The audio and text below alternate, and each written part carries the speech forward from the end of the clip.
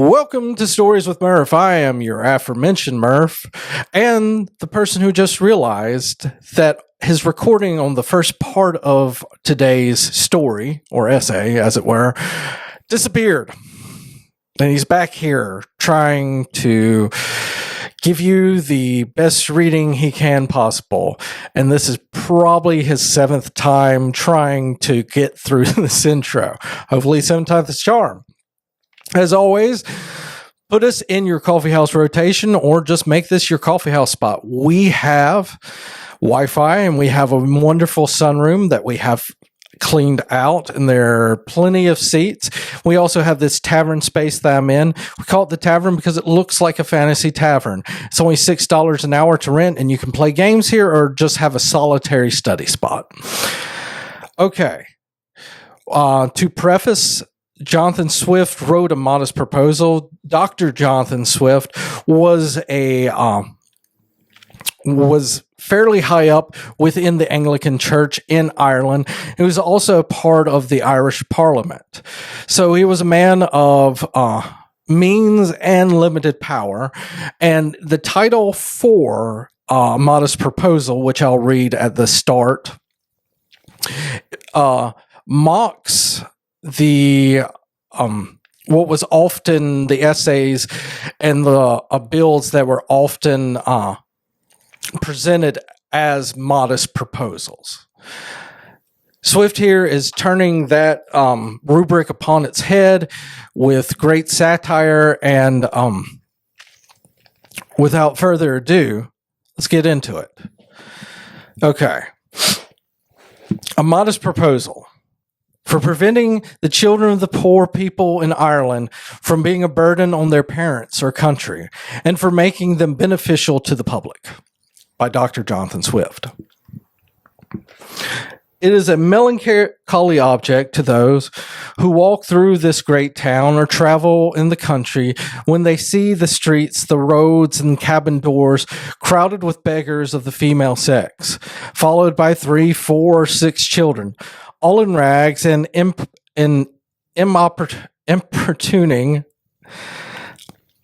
every passenger for an alms. These mothers, instead of being able to work for their honest livelihood, are forced to employ all their time in strolling to beg sustenance for their helpless infants who, as they grow up, either turn thieves for want of work or leave their dear native country to fight for the pretender in Spain or sell themselves to Barbados. I think it is agreed by all parties that this prodigious number of children in the arms or on the backs or at the heels of their mothers, and frequently their fathers, is in the present deplorable state of the kingdom a very great additional grievance. And therefore, whoever could find out a fair, cheap, and easy method of making these children sound and useful members of the Commonwealth would deserve so well of the public as to have his statue set up for a preserver of this nation. But my intention is very far from being confined to provide only for the children of professed beggars. It is of a much greater extent, and shall take in the whole number of infants at a certain age who are born of parents, in effect, as little able to support them as those who demand our charity in the streets. As to my own part, having turned my thoughts for many years upon this important subject and maturely weighed the several schemes of our projectors, I have found them grossly mistaken in their computation. It is true, a child just dropped from its dam may be supported by her milk for a solar year with little other nourishment. At most, not above the value of 2 shillings, which the mother may certainly get, or the scraps in value, or the value in scraps by her lawful occupation of begging. And it is exactly at 1 year old that I propose to provide for them in such a manner as, instead of being a charge upon their parents or parish, or wanting for food and raiments for the rest of their lives, they shall, on the contrary, contribute to the feeding, and partly to the clothing of many thousands. There is likewise another great advantage in my scheme, that it will prevent those voluntary abortions and that horrid practice of women murdering their bastard children, alas, too frequent among us, sacrificing the poor innocent babes, I doubt, more to avoid the experience than the shame, which would move tears and pity in the most savage and inhuman breasts. The number of souls in the kingdom being usually reckoned 1.5 million. Of these, I calculate there may be about 200,000 couple whose wives are breeders, from which number I subtract 30,000 couple who are able to maintain their own children, although I apprehend there cannot be so many under the present distresses of the kingdom. But this being granted, there will remain 170,000 breeders. I again subtract 50,000 for women who miscarry or whose children die by accident or disease within the year. There only remain 120,000 children of poor parents annually born.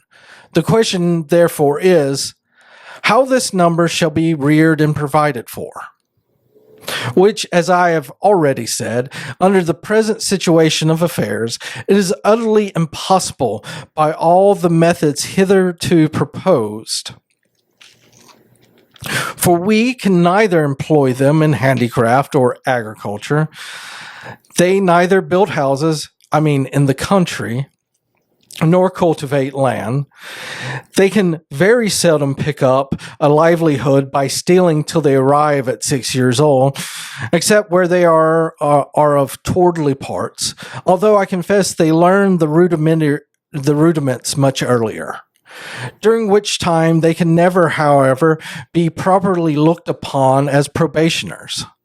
As I have been informed by a principal gentleman in the country of Cavan, who protested to me that he never knew above 1 or 2 instances under the age of 6, even in a part of the kingdom so renowned for the quickest proficiency in the art. I am assured by our merchants that a boy or girl before 12 years old is no saleable commodity, and even when they become to this age, they will not yield above £3 or £3.50 a crown at most on the exchange, which cannot turn to account either to the parents or the kingdom, the charge of nutrients and rags having been at least 4 times that value. I shall now, therefore, humbly propose my own thoughts, which I shall hope not be liable to the least objection. I have been assured by a very knowing American of my acquaintance in London that a healthy child, well nursed, is, at a year old, a most delicious, nourishing, and wholesome food. Whether stewed, roasted, baked, or broiled, I make no doubt they will equally serve in a fricassee or ragoust. I do therefore humbly offer it to public consideration that of the 120,000 children already computed, 20,000 may be reserved for breed, whereof only 1/4 will be 1/4 part to be males, which is more than we allow to sheep, black cattle, or swine. And my reason is that these children are seldom the fruits of marriage, in circumstance not much regarded by our savages. Therefore, 1 male will be sufficient to serve 4 females. That the remaining 100,000 may, at a year old, be offered in sale to the persons of quality and fortune, though through the kingdom, always advising the mother to let them suck plentifully in the last month, as to render them plump and fat for a good table. A child will make 2 dishes at an entertainment for good friends, and when the family dines alone, the fore or hind quarter will make a reasonable dish, and seasoned with a little pepper or salt will be very good boiled on the fourth day, especially in winter. I've reckoned upon a medium that a child just born will weigh 12 pounds. In a solar year, if tolerably nursed, increaseth to 28 pounds. I grant this food will be somewhat dear, and therefore very proper for landlords who, as they have already devoured most of the parents, seem to be best titled to have the children.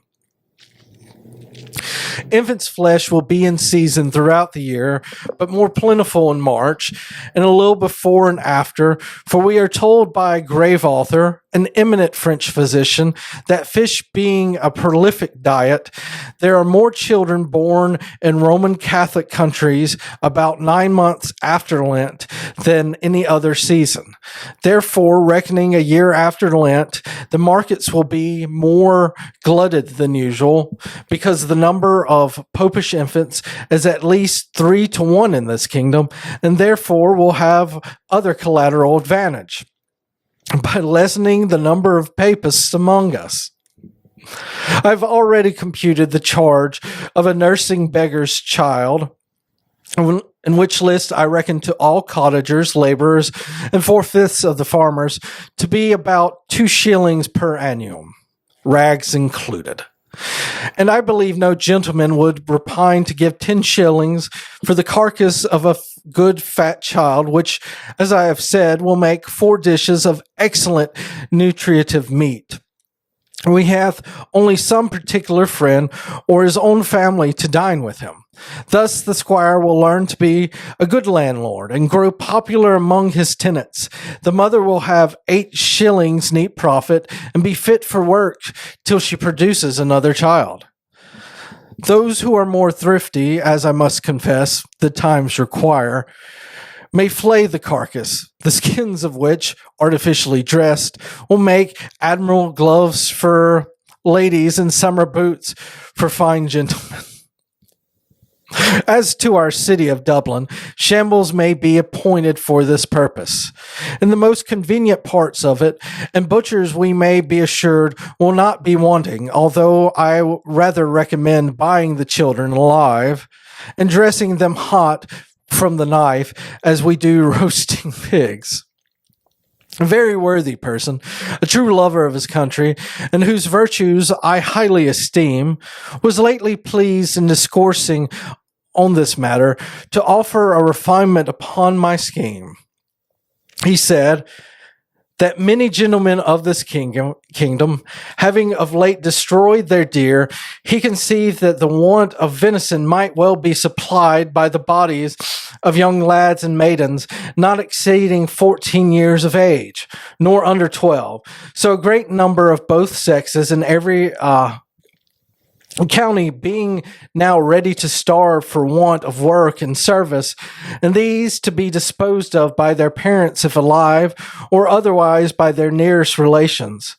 But with due deference to so excellent a friend, and so deserving a patriot, I cannot altogether in his sentiments, for as to the males, my American acquaintance assured me from frequent experience that their flesh was generally tough and lean, like that of our schoolboys, by continual exercise, and their tastes less disagreeable, and to fatten them would not answer the charge. And then as to the females, I think, with humble submission, be a loss to the publics, because they soon would become breeders themselves, and besides, if not improbable, that some scrupulous people might be apt to censure such a practice, although indeed very unjustly, as a little bordering upon cruelty, which I confess hath always been with me the strongest objection against any project, how well soever intended. But in order to justify my friend, he confessed that this expedient was put into his head by a famous Salmanazar,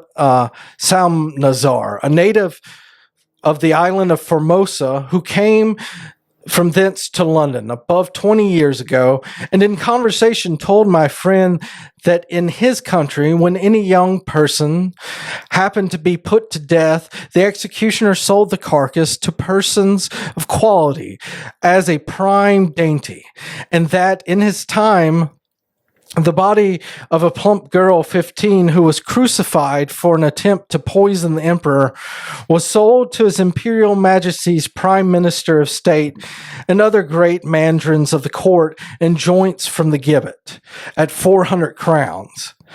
Neither indeed can I deny that if the same use were made of several plump young girls in this town, who without one single groat to their fortunes cannot stir abroad without a chair, and appear at a playhouse and assemblies in foreign fineries, which they never will pay for, the kingdom will not be the worse. Some persons of desponding spirit are in great concern about the vast number of poor people who are aged, diseased, or maimed, and I have been desired to employ my thoughts what course may be taken to ease the nation of so grievous of an encumbrance. But I am not in the least pain upon that matter, because it is very well known that every day dying and rotting by cold and famine and filth and vermin as fast as can be reasonably expected, that they are dying. And as to the young laborers, they are now in almost as a hopeful condition. They cannot get work and consequently pine away from want of nourishment to a degree that if at any time they are accidentally hired to a common labor, they have not the strength to perform it. And thus the country and themselves are happily delivered from the evils to come. And that's where I stopped yesterday. So that's where I'll stop today. Thank you guys for listening. And as always, be cool and bye. Bye.